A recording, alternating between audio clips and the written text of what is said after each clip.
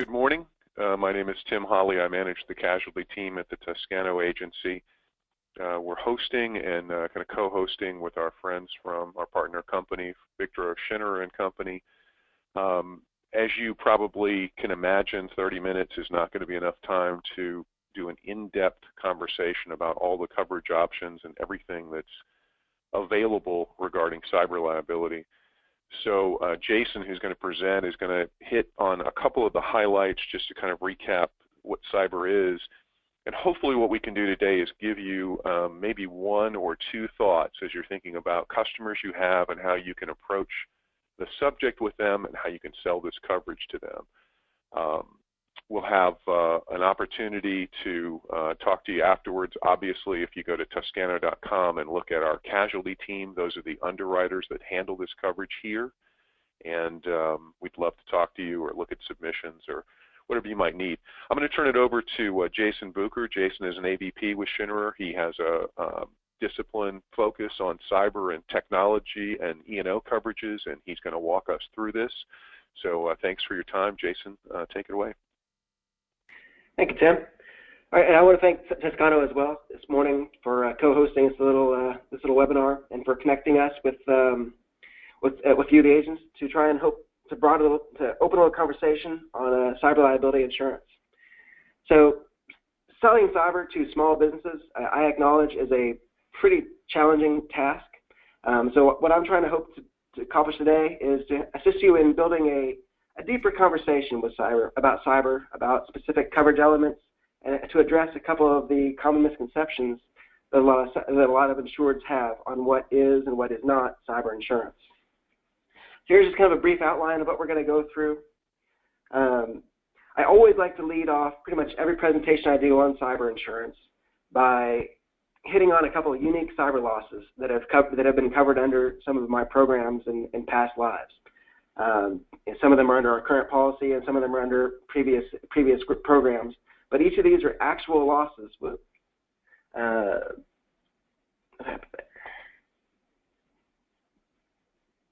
Each of those are actual losses that have come up. What happened here?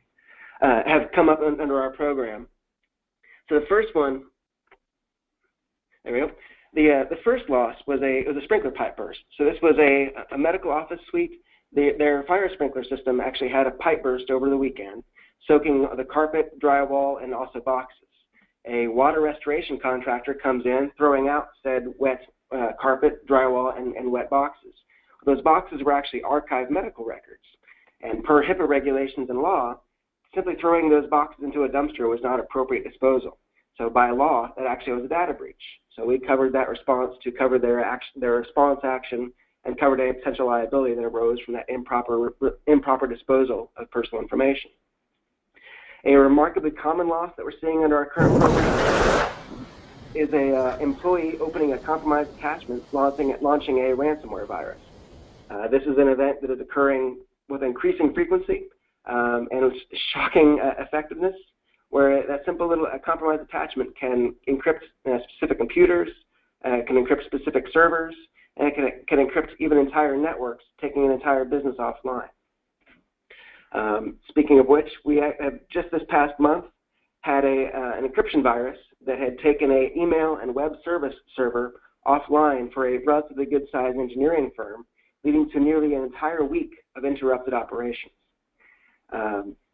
Another loss that is actually one of my favorite losses that I've ever been involved with. It was a simple mail merge error.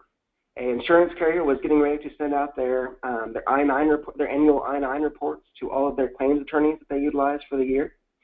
A data entry error where in the spreadsheet, they deleted a field, not a full row. And that deletion of a field caused all the data to shift up one row. So the name was now no longer, the names are now assigned to the improper addresses and personal information. And they mailed nearly 4,000 incorrect I-9 reports based off of that small little data entry error. That's, again, a little cyber loss. And just recently, our program had a voice over IP phone system compromised where somebody had hacked into the system, causing it to make a bunch of high toll calls, leading up to a nearly $27,000 phone bill in just one weekend. and that was covered under our telephone toll fraud laws. So my point with this little opening slide is to show that cyber is not simply Russian hackers. It's not simply breach response. It's a very, cyber insurance is a very unique insurance product that addresses the emerging coverage gaps in traditional insurance policies resulting from our increased use of technology and our reliance on data in our daily business. So every single business, from small to large, utilizes technology in every element of their delivery of services to their clients. And every business has almost an incredible reliance on data in the conduction of daily business. It's not just health information, it's not just credit card information, but you're talking about account history, you're talking about marketing information, past clients, future clients.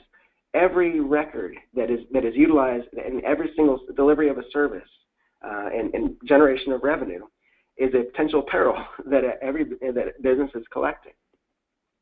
And cyber insurance also, it delivers what I think is a unique blend of a risk management solution and insurance solution for data and network risks by providing immediate access to response teams with a clear focus on solving the variety of new perils and exposures arising from these new cyber risks.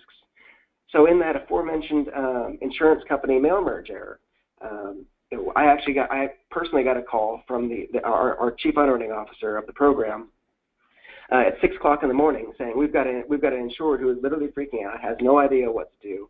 They don't know if they're going to be facing a class action or if they've got a real problem. They just needed a quick answer. And in less than an hour and a half, we had connected their chief risk officer with a specialist privacy attorney. They had already been, for lack of a term, talked back off the ledge to bring them back into being a happy customer again. That was a risk management solution that was delivered specifically by our cyber policy.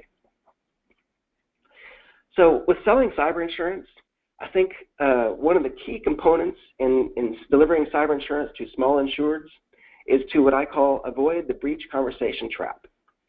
So most cyber conferences, cyber presentations, and cyber conversations typically revolve around the concept of breach response, hacker response, notification. It's a limited focus that makes sense for some risks, but it doesn't correlate to a small business.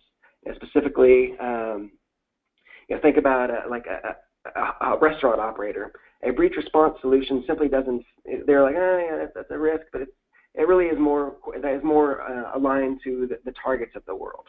So I say try to avoid what I call the breach conversation trap. So cyber is, in my opinion, an unfortunate product name. When you talk to your average restaurant, your average business, and you say the term cyber, immediately they're thinking Amazon. They're saying, I don't conduct $1 online. This product simply doesn't align with me, and that's simply not the case. In my opinion, privacy and network security liability is a more comprehensive and more appropriate name for cyber, because what it seeks to communicate is that it covers all privacy and network security liability risks arising from your mere existence as a business. A traditional breach conversation, if you simply focus on hacker response and hacker risk, you will miss the topics of the broad concepts of privacy, network security liability, the possibility of business interruption, the costs of restoring your software or digital assets, which are not covered by property. You'll miss the concepts of cyber extortion, internet media, and cyber crime. In today's short presentation, we're not going to dive too deeply into these topics. If you have any questions on specific coverage parts, cyber risks, or anything like this, please don't hesitate to type in a question into the chat box or reach out to your contact at Toscano, and we'll, of course, get a response to you. Oh, darn. All right. So the first component that I like to try and hit on with there we go. So the first component I like to hit on in cyber insurance is the concept of privacy liability. So when people say cyber risk, they immediately think health records. They think data as defined by regulation or law, name, address, social security number, name, credit card number. That's basically what everybody thinks of when they think of privacy liability. And the truth is, privacy liability is what I call the third rail of risk. You are aggregating a huge amount of information from every single business transaction. And what privacy liability is at its core is addressing the expectation between customer and business that the business will maintain and safekeep the details of that transaction and protect it from becoming common or public knowledge. Because every transaction has a potential risk of causing financial harm to either that person or business if those details were released. The best example that I have ever come across in the potential peril of the release of account history or account information is specifically the Erin Andrews case. So Erin Andrews was a sportscaster, and she unfortunately had a stalker. And this individual was contacting a variety of hotels trying to get her specific room information. So a couple hotels released that name and room information details to this particular individual, who used that information to set up reservations in rooms nearby so they could monitor her movements, manipulated the door in order so he could film, and then he took compromising video of Erin Andrews, causing her significant emotional distress. So when these videos were released, and she was significantly harmed by the release of this information or release of this content, she brought suit against that hotel operator, not for a cyber risk, not for a hack or compromise, but for their improper release of her room information, which led to her significant emotional distress and financial harm. So most cyber policies on the market out there narrowly define their definition of personal information as data as defined by regulation or law, which would again be that health record, name, address, social security number, and it would not have contemplated the concept of Erin Andrews' room XYZ. So the Schinnerer policy form specifically includes the concept of account history into our definition of personal information, because our goal is to make sure that we contemplate all elements of privacy liability that a business faces from their daily operations as they collect and maintain information in every transaction which they accrue. Of course, any cyber presentation or cyber sales approach will require the breach response topic, because it is a very important coverage element and a key component of cyber insurance. But I do wish to stress that data breach contemplates so much more than just hackers. Yes, Russian hackers, North Korean hackers, and even domestic hackers are a significant threat that every single business faces on literally a constant basis. But a data breach is so much more than simply hacking. As mentioned in the opening slide, soggy records, the improper disposal of wet records was a data breach under the definition of law. We literally had boxes falling off the back of a moving truck. That is a data breach. And we also had a receptionist calling TMZ to report a notable celebrity that had just come in. That is, again, an improper release of personal information leading to a financial harm of a third party.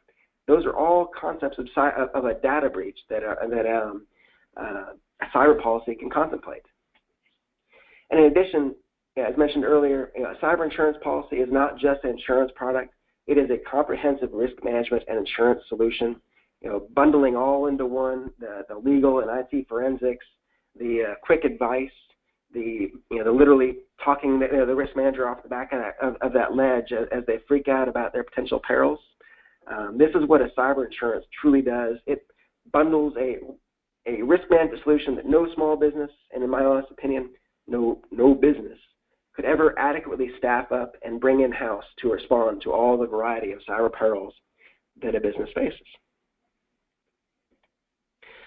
So network security. This is the second component of the privacy liability and network security liability that I think every cyber insurance conversation should have. And at its core, what network security liability is the liabilities arising from the ownership and operation of a network. That's at its core. Truth is, every single thing out there is connected. This morning I actually received a text saying that my wife's Chevy Traverse is now due for an oil change. Every device out there is connected, and if you fail to secure your network, you can cause surprising amounts of harm to another party if someone were to utilize your network to cause harm outside. The best example on this is simply the Target hack. So Target was not hacked on a frontline basis. Target was compromised because hackers identified a weak link in their overall security chain. Hackers had found that there was an open port between an HVAC contractor and the Target network. The hackers compromised the HVAC contractor's network and were able to bridge that connection into the Target system, and then were able to execute one of the largest data thefts on record. So that HVAC contractor's failure to secure their network caused Target significant financial harm. And that's what network security liability at its core is.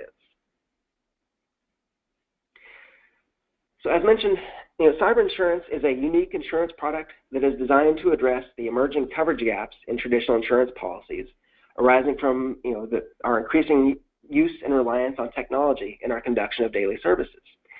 So a traditional general liability policy, property policy, and even professional liability policy, they simply weren't built or even rated to address these perils that literally change every single day, causing unique coverage gaps, and that's what the cyber insurance policy is really designed to address. So what I think one of the most fascinating coverage gaps that is now emerging is the internet media coverage gap.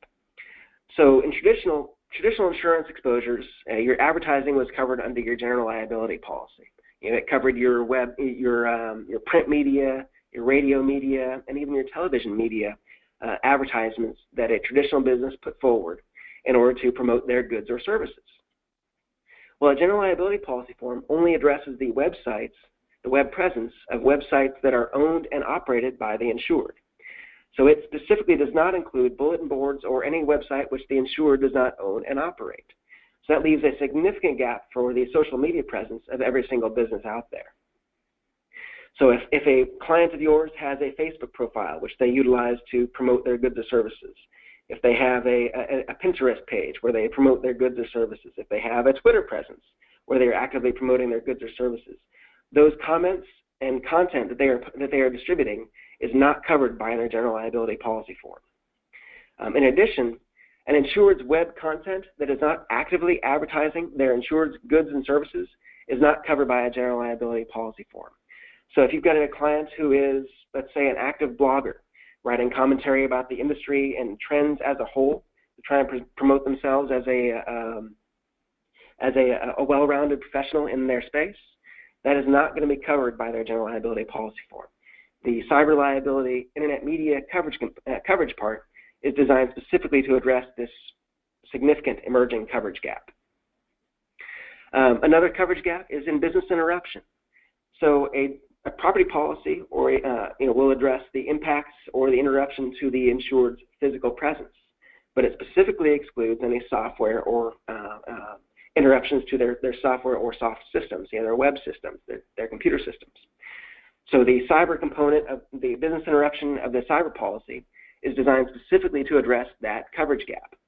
So when you've got a network interruption, when you've got an interruption to the insured's computer system, which causes a material impact to their operations and thus an impact to their ability to generate income, that can be covered under a cyber policy's business interruption coverage part.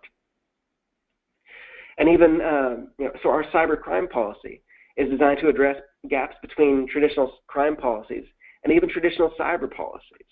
A significantly emerging coverage risk is in the social engineering and deceptive funds transfer frauds, which where a business is tricked by a fraudulent email, causing an insured to transfer his own funds to what they think is a client, a vendor, or somebody whom they're supposed to pay, but it's actually somebody who is totally tricking them. A crime policy carries what's called the willful parting exclusion in their crime policies. So a crime policy does not cover a loss where the insured is complicit or basically authorizes the receipt of funds because in their eyes that's not a crime. So when the insured authorizes the transfer of those funds, a crime policy won't cover that loss. And in traditional cyber policies, a cyber policy only addresses loss of the insured's data, not the insured's own funds. So this cyber crime part of our policy addresses this unique gap between even traditional crime and cyber policies. So the meat of my presentation today is to arm you to overcome some of the common objections and address some common misconceptions that pretty much every insured out there has about cyber liability insurance. And the most common misconception out there is that the use of a vendor, the use of outsourced IT service providers, absolves the business of any potential cyber risk. So most small businesses, and truthfully many large businesses, don't have any in-house IT resources. They didn't create their software. They didn't create their operating system. They have IT service providers that they have contracted with to deliver to them all their network solutions and their network operations. So many businesses seem to think, look, if there's a risk or if there's a breach or if there's a theft or if there's an interruption, it's not my problem, it's the vendor's problem. And I'll sue them or I've got a contract to protect myself from it. Truth is, that's not the case. So data regulations and laws, they actually apply to the collector of the information, not the processor of the information. So even if your vendor is the source of the compromise or the breach or improper release of personal information, the laws do not care. The laws will apply to the business who collected the information, not the entity who was processing or storing the information at the time.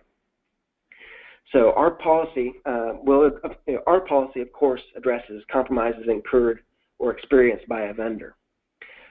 It is important to note that you cannot transfer legal responsibility via contract.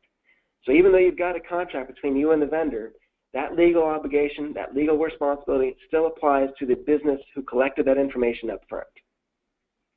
And further, contract indemnification agreements are limited to the value of the contract, typically well below actual risk values.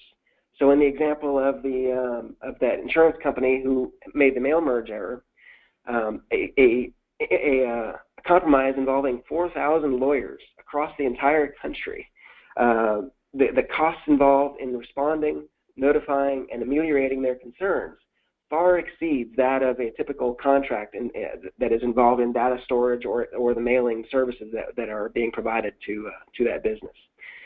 So the contractual indemnification protections is simply not sufficient to address the potential cyber risks arising from the vendor-sourced IT risk.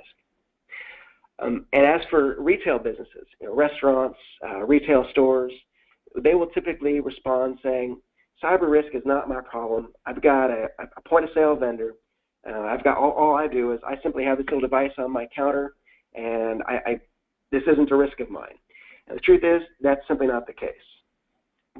So the use of a point-of-sale vendor does not provide the business what's called PCI compliance. So every business who signs a merchant agreement in order to accept payment cards, this is Visa, MasterCard, Amex, Discover, any business who signs that merchant agreement also agrees to become and maintain what's called PCI compliance. PCI compliance is a list of procedural and process requirements that are required to adequately protect and safekeep the personal information, the credit card information that is being processed in that transaction.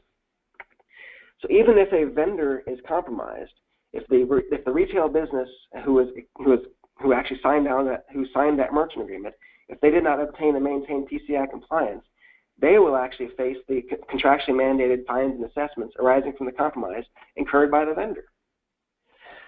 So the use of a point-of-sale vendor does not absolve and does not eliminate potential cyber risk arising from a compromise, even if it's caused by the vendor itself. The objection that I have seen very commonly, and literally was on the first presentation of a cyber insurance policy that I did in 2005, was that money on cyber insurance premium would simply be better spent on IT security. This is a response or an objection that you will see literally on probably every single risk. The truth is, cyber insurance simply augments and complements IT security as a comprehensive risk management solution. The truth is that human users are honestly the weakest link in cybersecurity. Between social engineering, which is exploiting this weakness with shocking effectiveness, and the simple fact that humans are imperfect. With again that example of the insurance company, that was a human error deleting a field, not a row, causing a 4,000 record data breach. We are seeing a surprising amount of compromises arising from somebody's willfully providing a hacker or a compromiser logins or other credentials. It's simply handing the keys to the kingdom. So the truth is, cyber insurance augments and complements IT security as a risk management solution. I do like to throw in a couple of statistics just because they're fun and people love data. But a recent study by TrustWave found the return on investments to be 1,425% on exploit kits and ransomware schemes, meaning that you can go out and buy a hack pack on the dark web to exploit companies, and with a return on investment like that, cybercrime is always going to exist. And my favorite was that a study by PricewaterhouseCoopers found there to be an average of 117,339 cyber attacks and security incidents per day. And that same study had found that the annual growth rate has increased 66% year over year since 2009.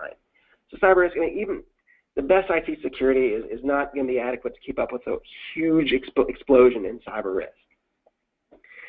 And then another common misconception is that the general liability policy form will cover the loss. And that, unfortunately, is simply not the case. So ISO has rolled out their data loss liability exclusion in June of 2014, and carriers are rolling it out. And this is specifically excluding losses or liability arising from a data breach. And there have been multiple court decisions finding that the GL policy simply was never built, designed, or rated to address privacy breach losses. And if you wish to do any further research, you can, of course, take a look at these later. So quick summary, the best way to detail cyber insurance to an insured is that it is a truly unique insurance product delivering both risk management and risk transfer solutions to the wildly emerging cyber risks.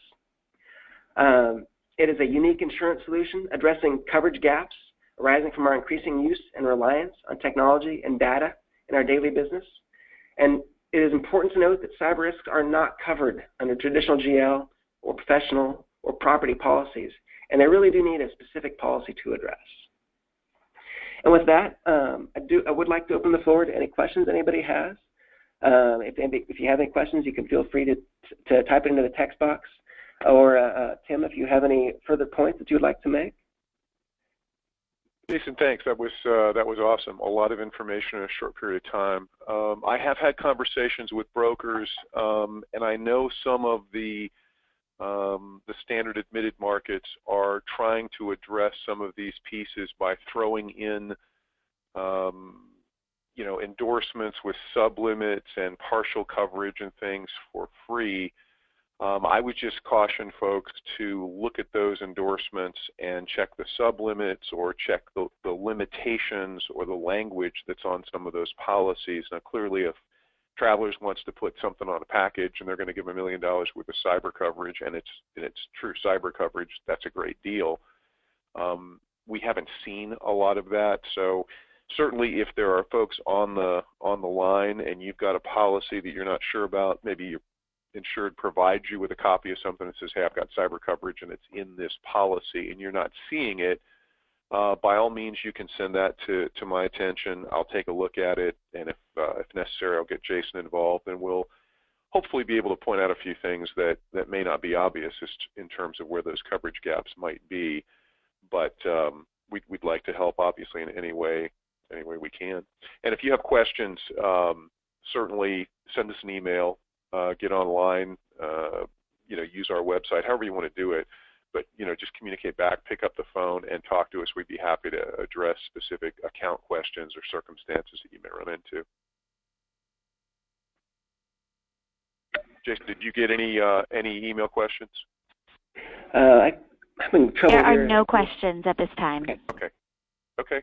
That means you did a great job of spelling it out. Great. Well, thank you for hosting us. And again, if you have any questions, please don't hesitate to reach out. Awesome. All right, thanks everybody. Thanks for joining us.